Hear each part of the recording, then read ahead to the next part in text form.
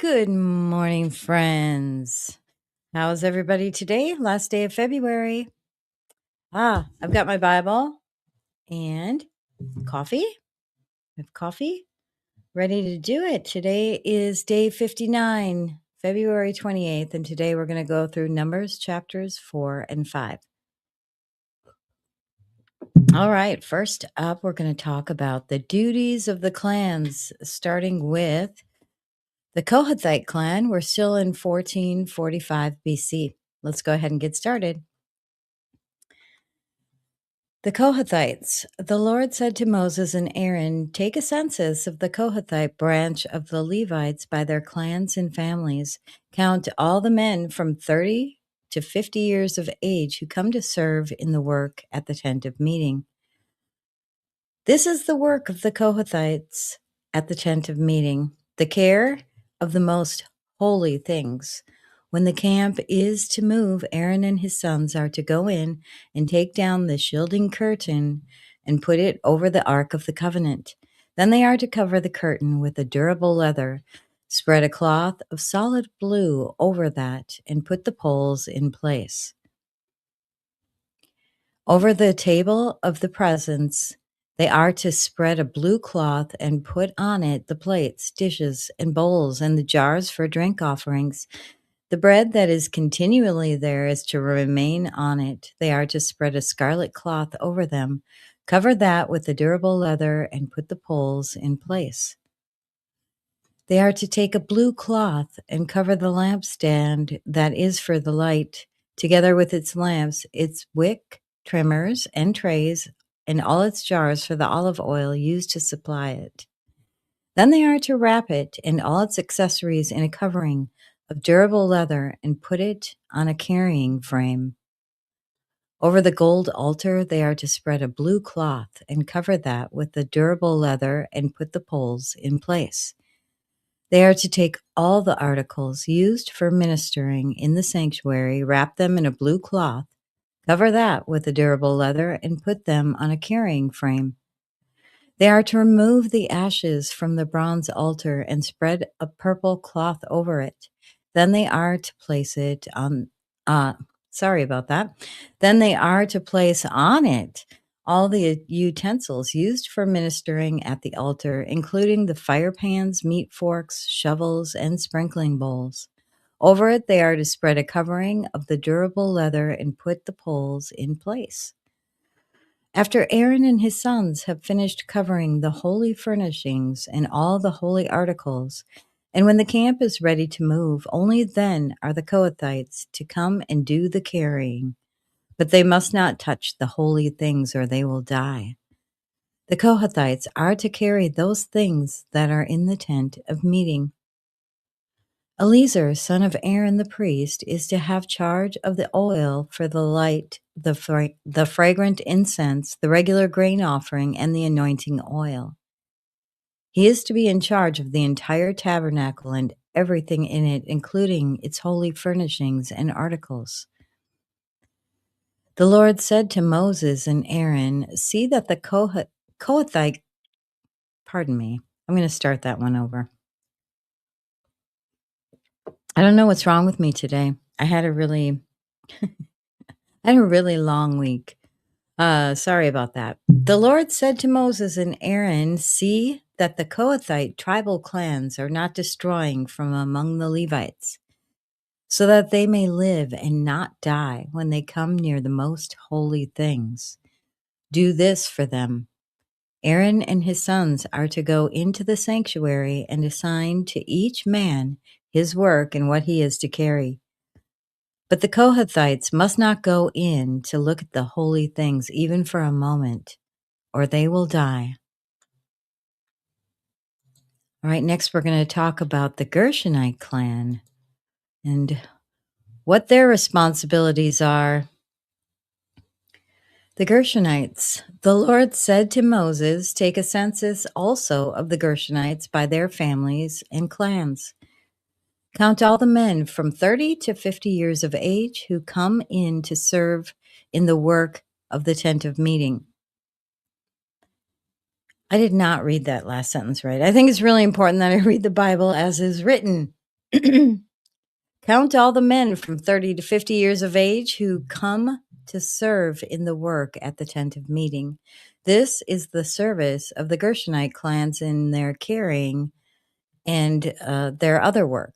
They are to carry the curtains of the tabernacle, that is, the tent of meeting, its covering and its outer covering of durable leather, the curtains for the entrance to the tent of meeting, the curtains of the courtyard surrounding the tabernacle and the altar, the curtain for the entrance to the courtyard, the ropes, and all the equipment used in the service of the tent. The Gershonites are to do all that needs to be done with these things. All their service, whether carrying or doing other work, is to be done under the direction of Aaron and his sons.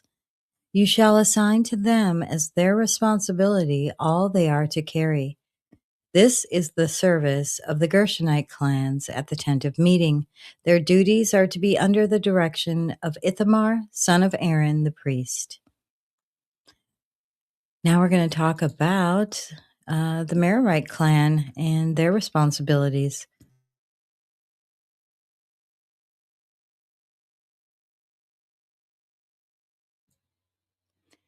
All right, the Merarites. Count the Merarites by their clans and families.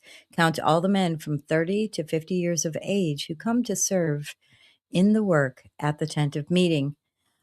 As part of their service at the tent, they are to carry the frames of the tabernacle, its crossbars, posts, and bases, as well as the posts of the surrounding courtyard with their bases, tent pegs, ropes, all their equipment, and everything related to their use.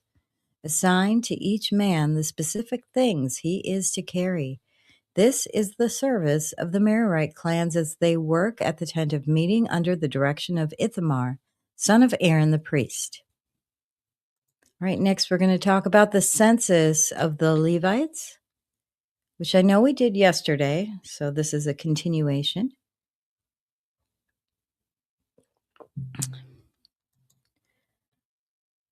All right, the numbering of the Levite clans. Moses, Aaron, and the leaders of the community counted the Kohathites by their clans and families. All the men from 30 to 50 years of age who came to serve in the work at the tent of meeting, counted by clans, were 2,750.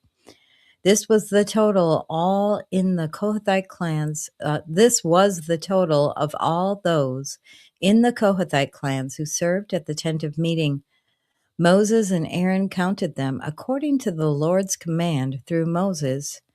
So today we're counting men ages 30 to 50, whereas yesterday we counted all males that were a month old or older.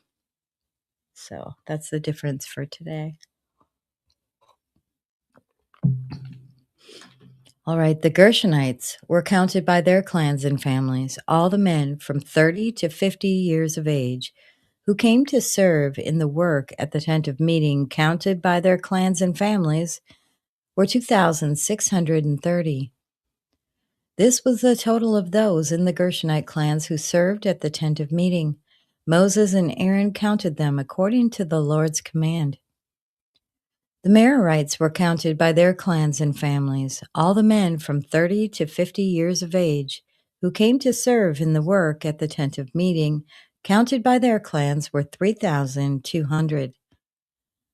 This was the total of those in the Merarite clans. Moses and Aaron counted them according to the Lord's command through Moses. So Moses, Aaron, and the leaders of Israel counted all the Levites by their clans and families, all the men from 30 to 50 years of age who came to do the work of serving and carrying the tent of meeting, numbered 8,580. At the Lord's command through Moses, each was assigned his work and told what to carry. Thus they were counted as the Lord commanded Moses. I love that they're giving us the number of men that had to work on the tent of meeting, the covenant, and everything. It's interesting, 8,580 people working. That's incredible, and imagine they had to keep moving too. So, they had to take it down, they had to leave, they had to put it back up. It's truly incredible. It must have been very grand. All right. Now we're gonna move on to Numbers chapter 5 for purity in Israel's camp. The purity of the camp. The Lord said to Moses, "Command the Israelites to send away from the camp anyone who has a defiling skin disease or a discharge of any kind, or who is ceremonially unclean because of a dead body. Send away male and female alike. Send them outside the camp so they will not defile their camp, where I dwell among them." The Israelites did so. They sent them outside the camp. They did just as the Lord had instructed Moses. Restitution for wrongs. The Lord said to Moses, "Say to the Israelites, any man or woman who wrongs another in any way, and so is unfaithful to the Lord, is guilty and must confess the sin they have committed. They must make full restitution for the wrong they have done, add a fifth of the value to it, and give it all to the person they have wronged. But if that person has no close relative to whom restitution can be made for the wrong, the restitution belongs to the Lord and must be given to the priest, along with the ram with which atonement is made for the wrongdoer. All the sacred contributions the Israelites bring to a priest will belong to him. Sacred things belong to their owners, but what they give the priest will belong to the priest." All right, next up, we're going to talk about protecting marital faithfulness.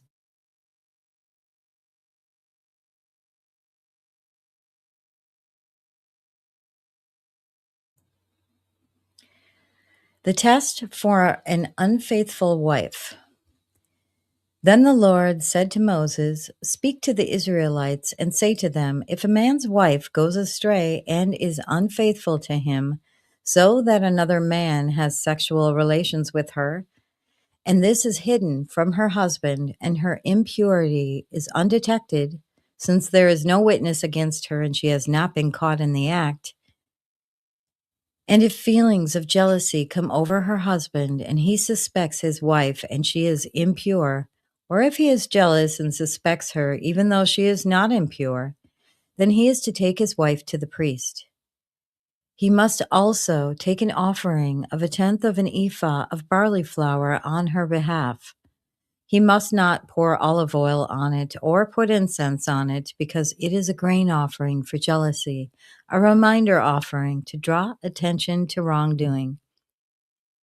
The priest shall bring her and have her stand before the Lord.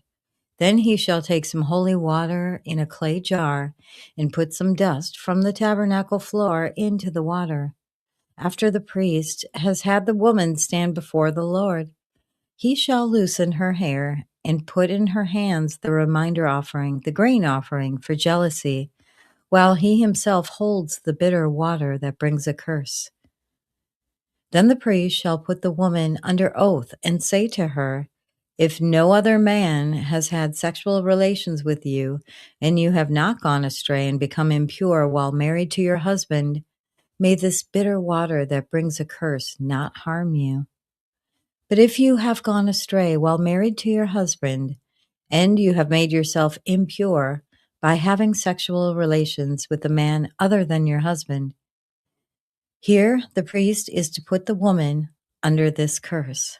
May the Lord cause you to become a curse among your people when he makes your womb miscarry and your abdomen swell. May this water that brings a curse enter your body, so that your abdomen swells or your womb miscarries. Then the woman is to say, Amen, so be it. The priest is to write these curses on a scroll and then wash them off into the bitter water. He shall make the woman drink the bitter water that brings a curse, and this water that brings a curse and causes bitter suffering will enter her. The priest is to take from her hands the grain offering for jealousy, wave it before the Lord, and bring it to the altar. The priest is then to take a handful of the grain offering as a memorial offering and burn it on the altar. After that, he is to have the woman drink the water. If she has made herself impure and has been unfaithful to her husband, this will be the result. When she is made to drink the water that brings a curse and causes bitter suffering, it will enter her, her abdomen will swell, and her womb will miscarry, and she will become a curse. If, however, the woman has not made herself impure, but is clean, she will be cleared of guilt and will be able to have children.